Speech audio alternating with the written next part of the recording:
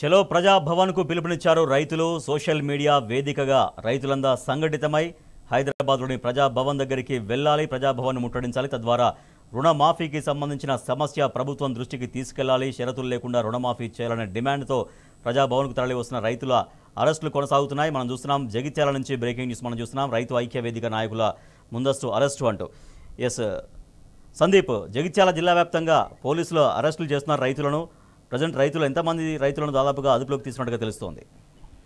మొత్తానికి Jagtial rural PS తో పాటు మెట్పల్లి, కోరుట్ల, మేడిపల్లి మండలాల్లో అనేక మంది రైతులతో పాటు బీఆర్ఎస్ శ్రేణులు, బీఆర్ఎస్ కు సంబంధించినటువంటి రైతు కమిటీ అధ్యక్షులను, ఈ ముఖ్య నాయకులను ప్రస్తుతానికైతే అదుపులోకి తీసుకున్నారు. దాదాపు 25 మందికి పైగా ప్రస్తుతం పోలీసులు అదుపులో ఉన్నారు. ఎందుకంటే వీరంతా కూడా ఇంకా మిగతా రైతులను హైదరాబాద్ తరలిస్తారు, ప్రజాభవన్ కు ముట్టడికి వెళ్తారన్న క్రమంలో వీరిని ఇవాళ ఉదయం నుంచి అదుపులోకి తీసుకుంటున్నారు. ఇంకా మరికొంత మంది ముఖ్య నాయకులకు ఫోన్లు చేస్తూ మీరు జిఎస్ కు రావాల్సిందిగా కోరడం జరుగుతుందని నాకు తాజాగా తెలుస్తోంది. అయితే కోరుట్ల, మేడిపల్లి ప్రాంతంలో కూడా బీఆర్ఎస్ కు సంబంధించినటువంటి ముఖ్య నాయకులను, ఎంపీటీసీలను, అలాగే జెడ్పీటీసీలను ప్రస్తుతానికైతే అదుపులోకి తీసుకున్నారు. తాము ఏం తప్పు చేశామని అడగడంతో మీరు హైదరాబాద్ ముట్టడికి బయలుదేరుతున్న క్రమంలో ముందస్తు అరెస్టు చేయడం జరిగిందని చెప్పడం జరిగింది. మొత్తంగా ఈ అరెస్ట్ల పరమతి ఇంకా కొనసాగుతోంది. ఎక్కడికక్కడ కూడా ఎవరైతే రైతు ముఖ్య నాయకులు ఉన్నారో వారందరినీ వారిపైన నిఘా ఉంచారు. ఎక్కడికి వెళ్తున్నారు, ఏం చేస్తున్నారు, వాళ్ళ మూవ్మెంట్ ఏందని ప్రతి క్షణం కూడా